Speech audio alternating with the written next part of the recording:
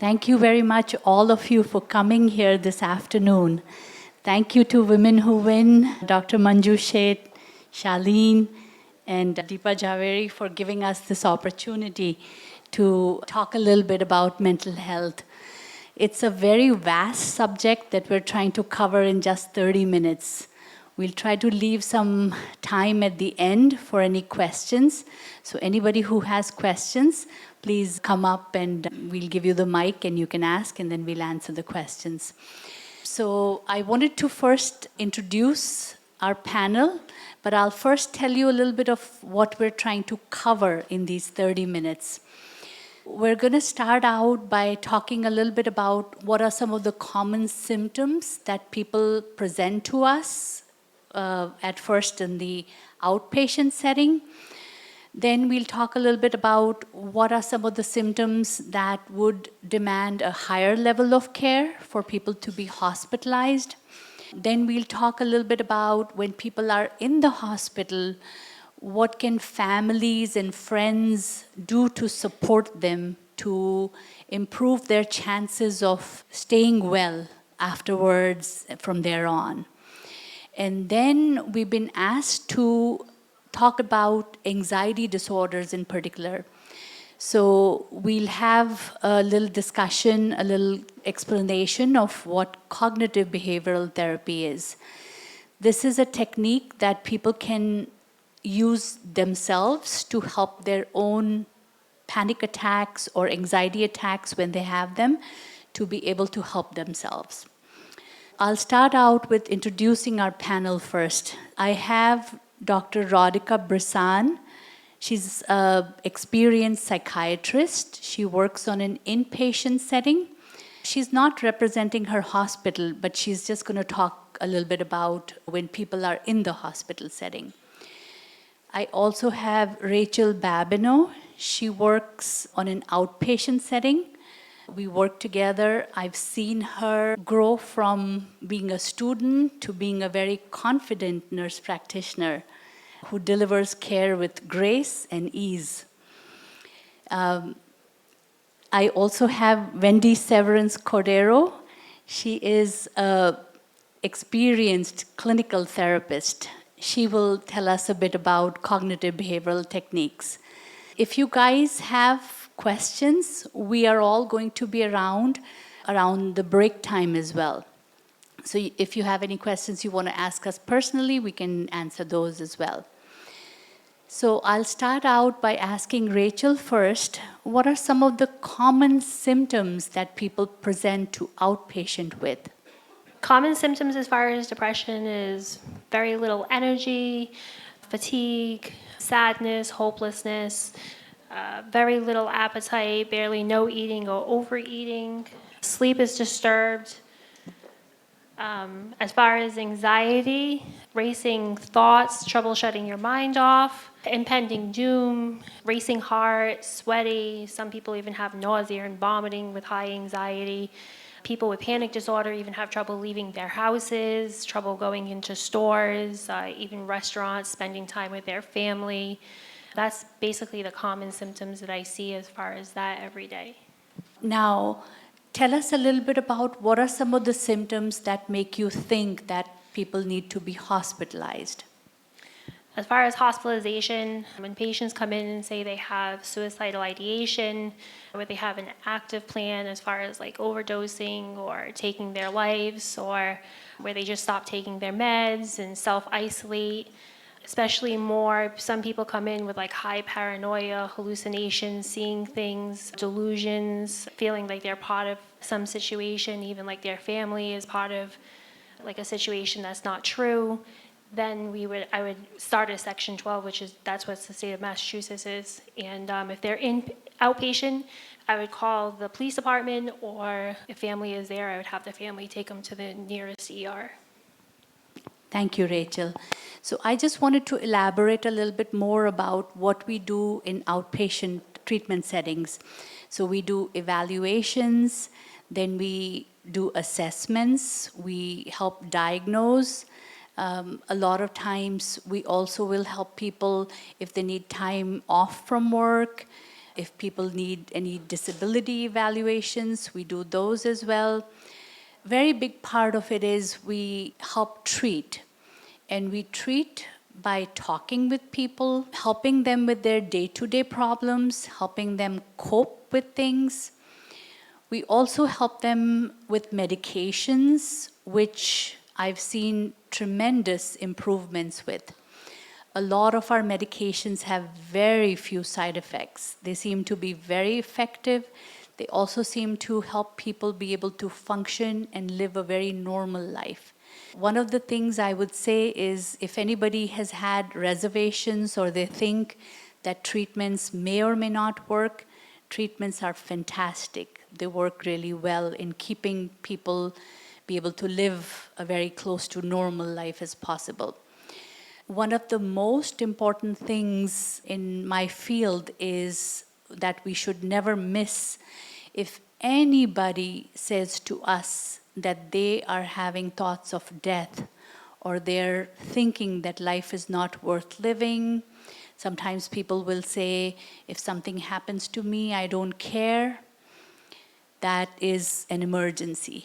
People need to call 911. They need to call 988. That's the mental health emergency line.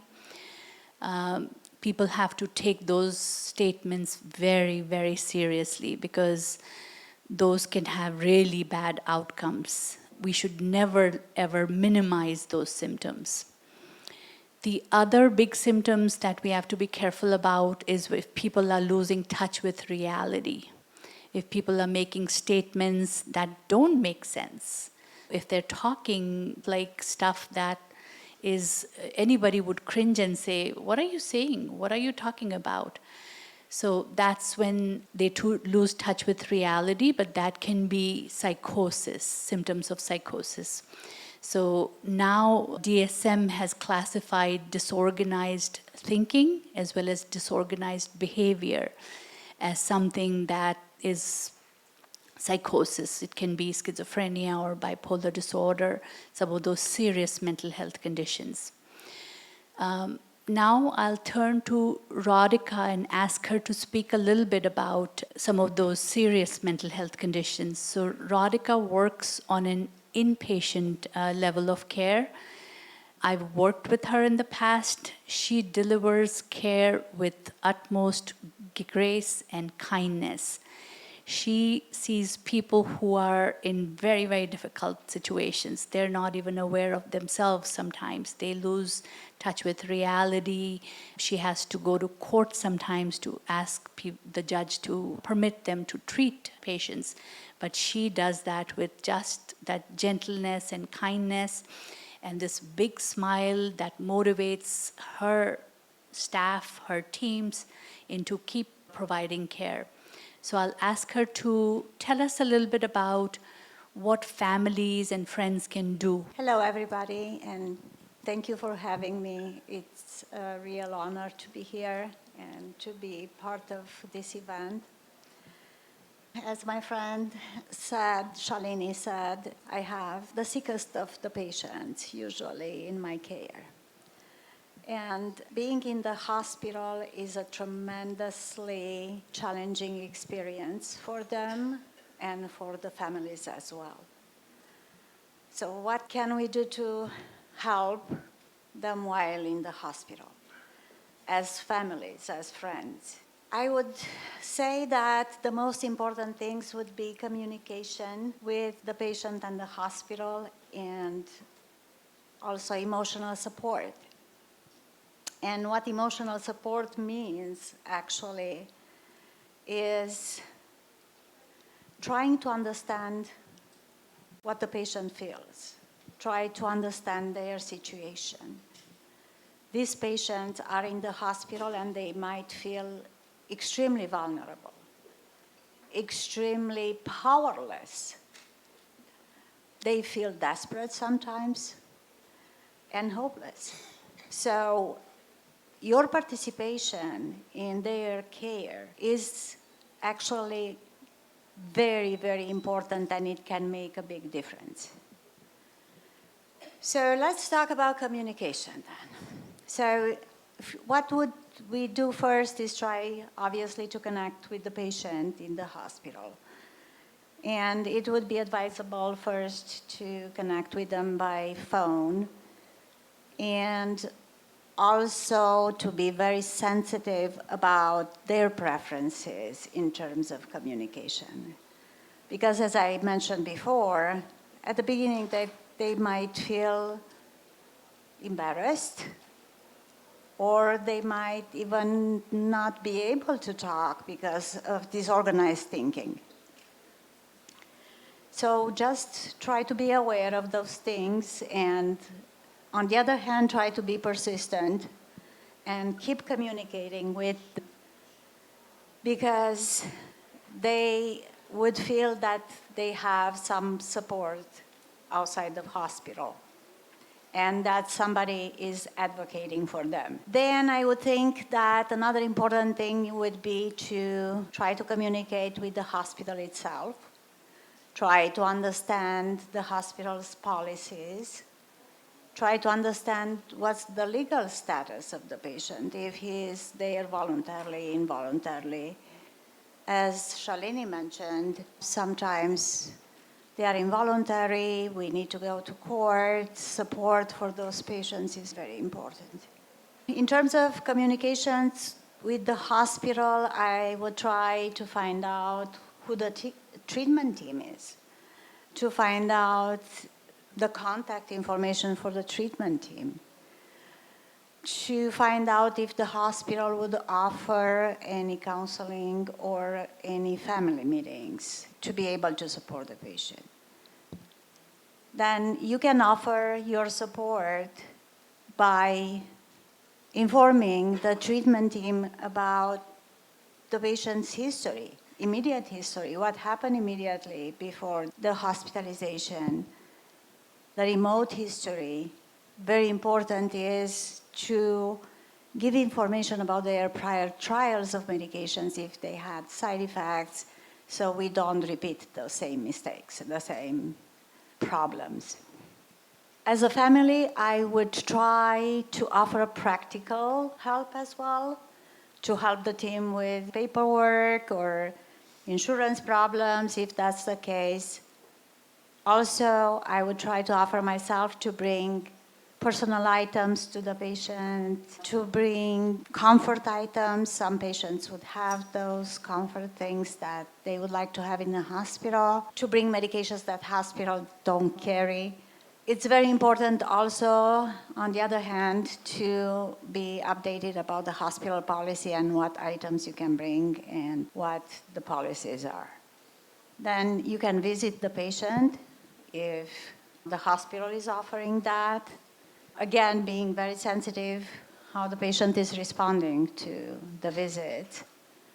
Then I would try to convince the patient to allow other people to visit, extended family members, like friends, spiritual advisors, anybody that's important in their lives. Other things that are important: to be informed, if possible, about the treatment plan, to be aware of what treatment they are receiving so you can be helpful when they are discharged, and to offer your help at discharge.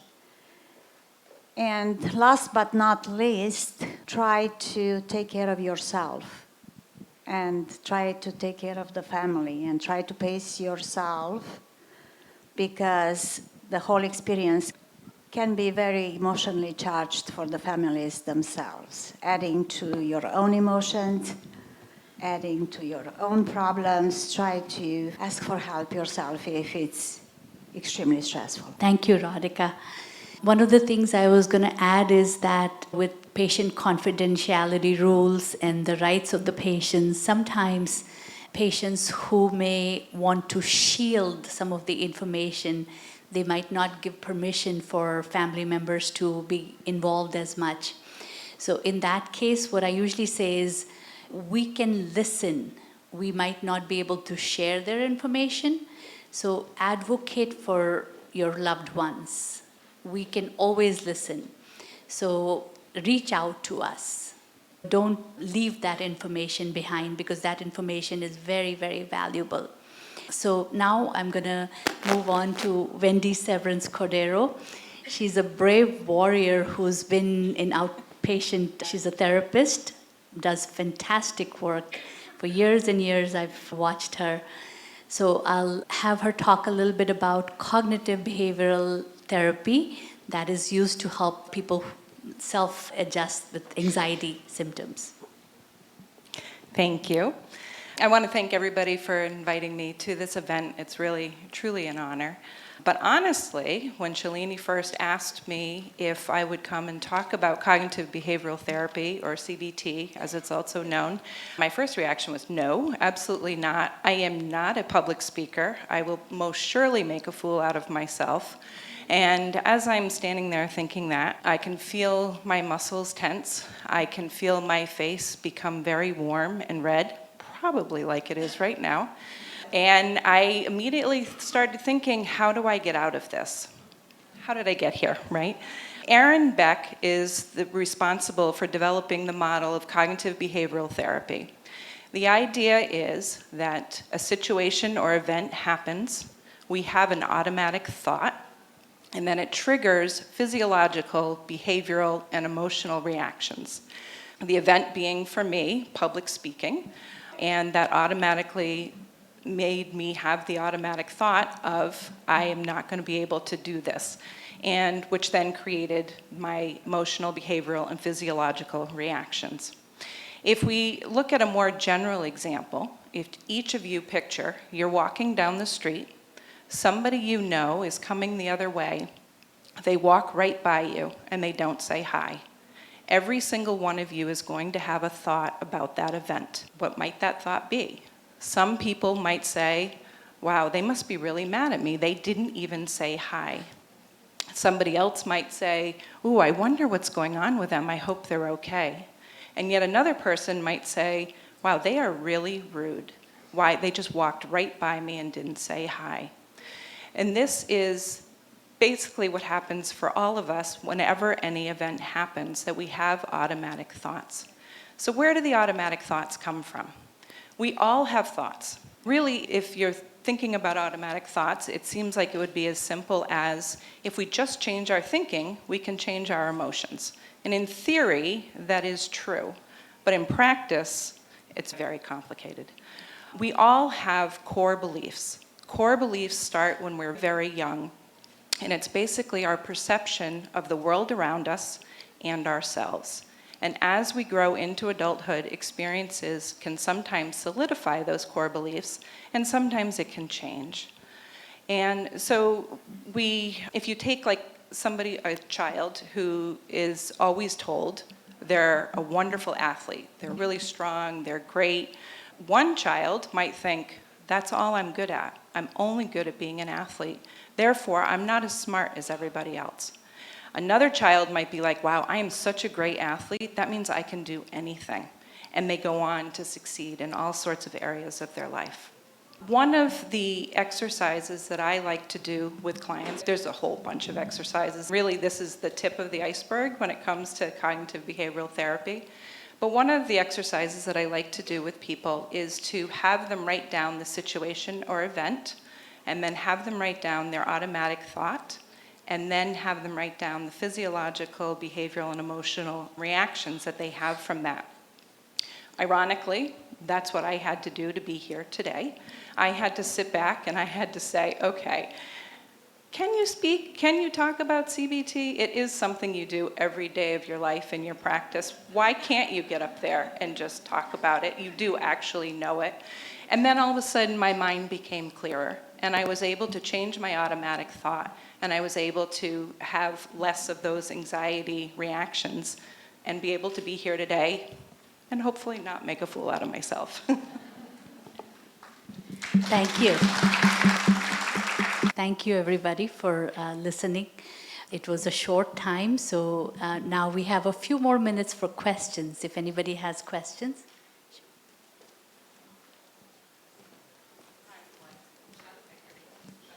Hello. Oh, hi. Thank you all for being here. This was really great and such an important topic to cover, especially in today's world. My question is, with so many crises that have been happening back to back over the last couple of years, have you noticed collectively an increase in co-occurring diagnoses? And do you expect that trend to continue? And what can we do to be more aware of that and how to support each other? Definitely. What we notice is that a lot of people cope with whatever is available. A lot of people may turn to alcohol, drugs, overeating is a very common issue as well. When we do our evaluations, all of those things are taken into consideration. And then we try to gear people towards specific treatments in the community. So we refer them to substance abuse treatment. We refer them for IOPs, which are intensive outpatient programs. We may send them to partial hospitalizations, rehab centers if they need to. But yes, all of those we do a very thorough assessment and evaluation. Thank you for your question. I think we can take one more question. Thank you, I'm the lucky one. So my quick question to you is, I think mental health and well-being sounds like an all-pervasive issue. And many times, most of us probably might not even know that we are surrounded with this issue. While I appreciate the work that you do, I wonder if we have ever considered if this could be more of, instead of being as a cure, could we possibly have it as a preventative screening? Maybe somewhere incorporated in middle school or high school, which is typically where we see a lot of substance abuse, depression, etc. Is that something that has ever been considered, or is that something that one can advocate for? From what I can tell, with the pandemic, there's been a lot more behavioral issues in schools. You hear a lot more kind of like sometimes 911 being called in schools, and there was actually a strike in the Newton schools because the teachers were overwhelmed by the behaviors, and they were looking for more behavioral health experts to come in and do some of the help there. So it is something that's very important. So the last thing I'm going to say is awareness of self is the first step. Awareness of others is the second step of consciousness, and then awareness of God. So awareness of self is where schools can start out with, and I see them doing a lot more of that, making kids become more aware of themselves. What are their strengths and what are their weaknesses? But I know it's a very, very vast topic to cover. Thank you all for your attention today.